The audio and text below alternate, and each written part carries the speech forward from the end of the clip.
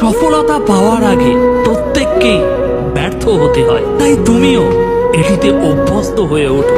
দিনের শেষে ব্যর্থতা তোমাকে বুঝতে সাহায্য করবে তোমাকে কোন পথে এগিয়ে যেতে হবে। তুমি যদি কখনো ব্যর্থ না হও, তাহলে এটা প্রমাণ হয়ে যায় যে তুমি বড় কিছু করার জন্য সত্যিই চেষ্টা করছো। দুর্ভাগ্য, অবস্থার মধ্যে তুমি যখন সাহস দেখাও, তখন তুমি তোমার জীবনে পরিবর্তন আনো। এই উত্তেজনামূলক মোটিভেশন স্পিচগুলো তোমাকে কখনোই কোনোদিন সেটেল হতে দেবে না এভারেজ হওয়ার জন্য। তোমার ভিতরে সাহস যোগাবে হাজারো প্রতিকূলতার মধ্যে লড়াই করে বিজয়ী হওয়ার জন্য। আমরা এমন মানুষদের দ্বারা সবচেয়ে বেশি অনুপ্রাণিত হই যারা অনেক বড় বড় সমস্যার সম্মুখীন হয়েছে কিন্তু কখনো হাল ছাড়েনি।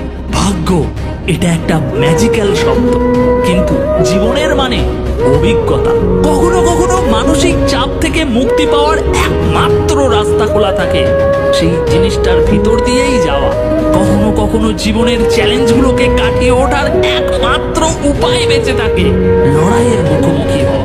লাইফের প্রত্যেকটি ব্যাটেল আমাদেরকে অমূল্য শিক্ষা দেয়। হয় সেই শিক্ষা থেকে আমরা শিখতে পারি, কিংবা সেটা অস্বীকার করে দিতে পারি।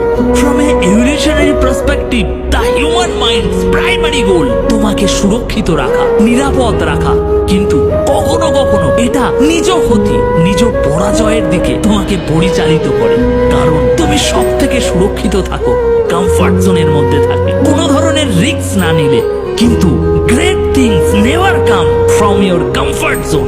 তাই লাইফে এভারেজ হয়ে থাকার এই প্ল্যানিংটিকে পরিত্যাগ করো এবং অসাধারণ হওয়ার জন্য চেষ্টা করো।